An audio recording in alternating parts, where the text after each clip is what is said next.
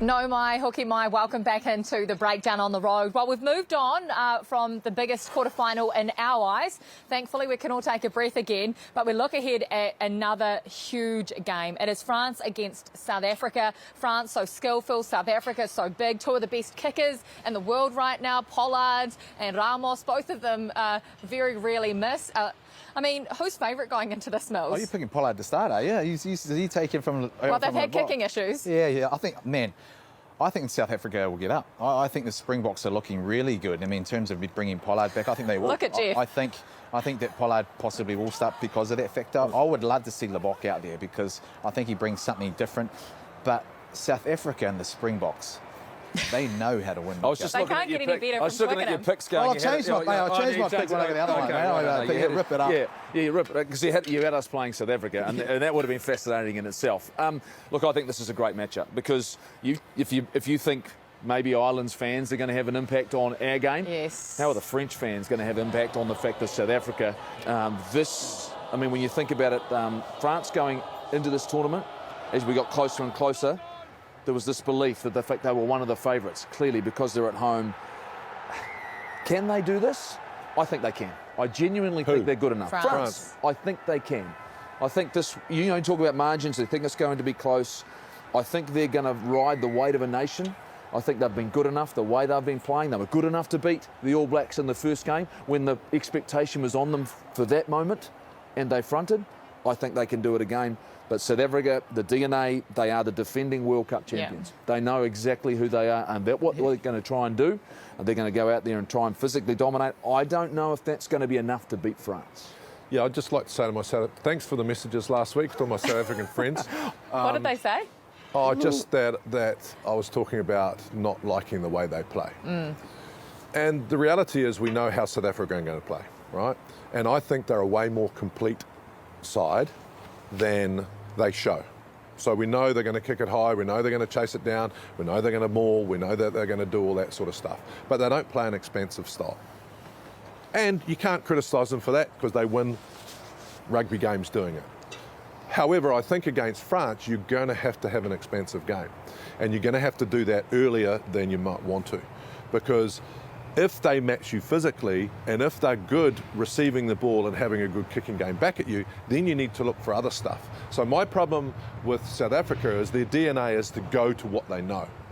But I still think they've got this amazing backline, Mills, that is incredible in its own right. But they don't go to them until the game is sort of won. The kicking game for both of these teams, I think you're going to see a lot of aerial ping pong. And the fact that it'll be who cracks first, who makes the first mistake, Mills. I hope not. South Africa No, they will. It will be. South Africa are comfortable in that. They're comfortable in terms of playing that game, kicking the ball and just sort of seeing what comes of it, get the accuracy of kicking the ball. The big part is the big boys. Can they sort of, go around those edges and try and really wear down, the French sort of, props, hookers and stuff like that.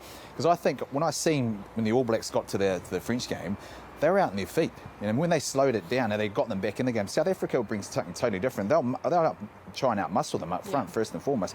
But some of their backs, that could be the point of difference. They might go early to their backs and see what they can sort of, if they get any gains from that. Well, South Africa did change the game plan in the final when they won in Japan. So I think it's a tactical war. The one thing I do know is the fact that this year's ball travels an absolute mile, and you wonder why the goal kicking's so easy, the stats are so easy. You look at them, I've had a good look at it. They're designing them really soft in the ends, they travel. That's why all of a sudden discipline will be absolutely critical, because penalties from 55 aren't a problem.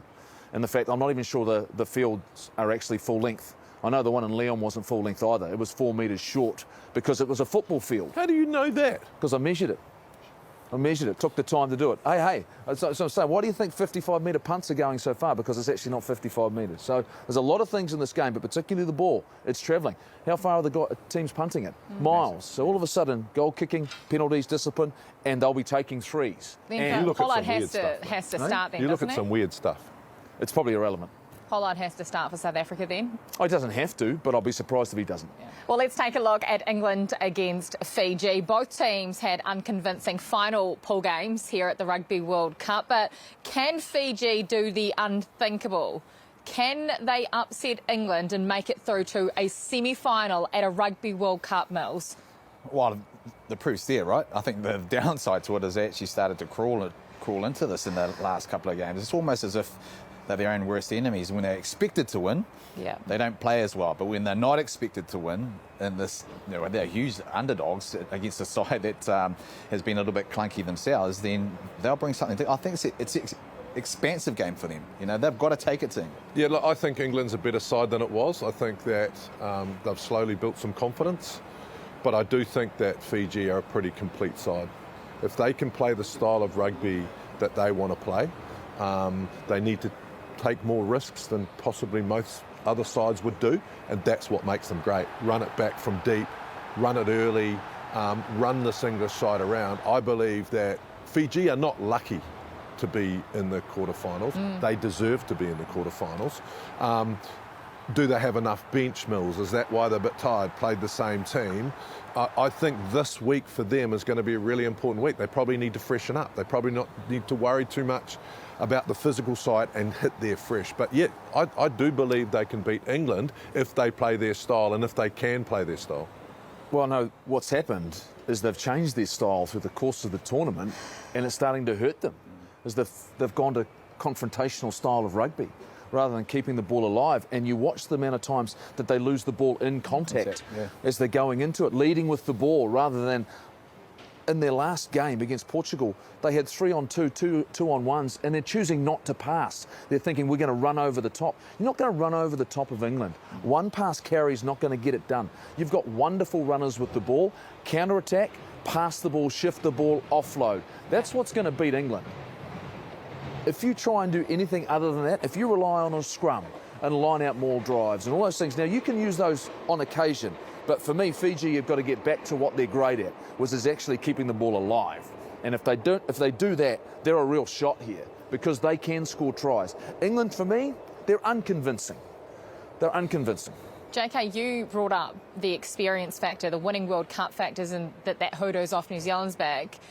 I mean, how much does experience count in a game like this at this time of the tournament? The fact that England's been there before. Fiji, I mean, this is the first time in 16 years that they've made it to a quarter-final. Well, these guys haven't felt that. Well, I think Mills mentioned it, and so did Goldie. I think they've made their mistakes against Portugal, getting a little bit away from their game.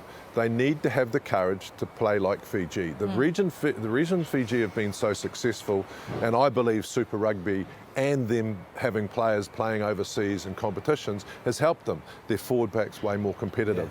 Yeah. They last longer, from a fitness point of view.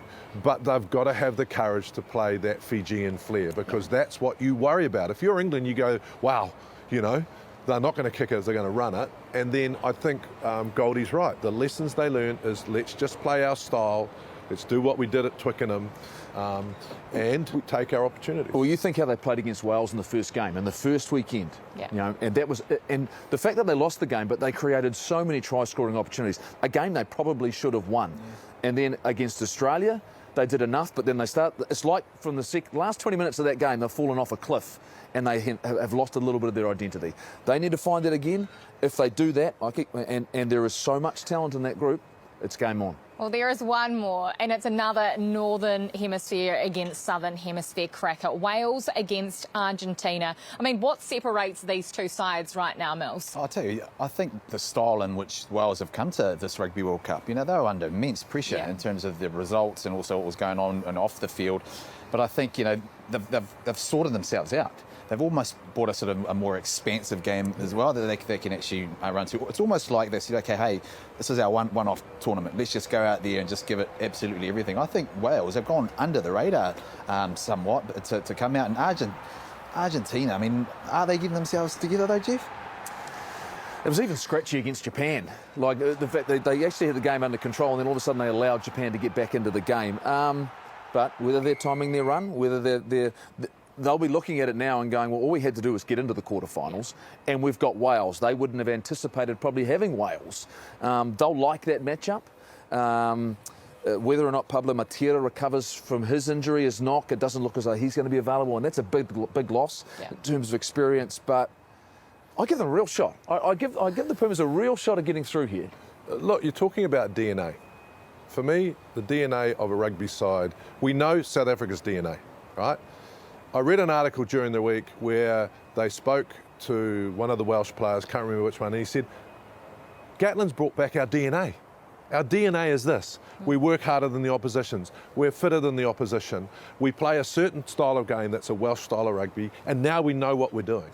Argentina, on the other hand, they've sort of lost their DNA. I don't really know. I used to know how they play, but now I don't really know, and I think they're struggling to find that. So I think Wales will come through with this because they just know exactly what's expected from them. I think Gatland's done an amazing. I mean, they'll probably build 5 statues of him, rename the stadium after him. But he's done an amazing job. What happened to Australia? They sort of don't know what their DNA is. We're sort of waiting for them to play like Australia. So I think in that game in particular, I think Wales have the upper hand because they know exactly how they're going to play. Double or nothing? Yeah. Is There it it is. double or Shake nothing? on that. It was a dinner. Double or nothing. Oh, I'm looking forward to going to this dinner, wherever it may be in Paris in the next couple of weeks. JK's been talking about DNA. We are going to talk about characteristics here on The Breakdown. What does it actually take to win a Rugby World Cup? What kind of attributes and skills does a side need? We'll be back in just a moment.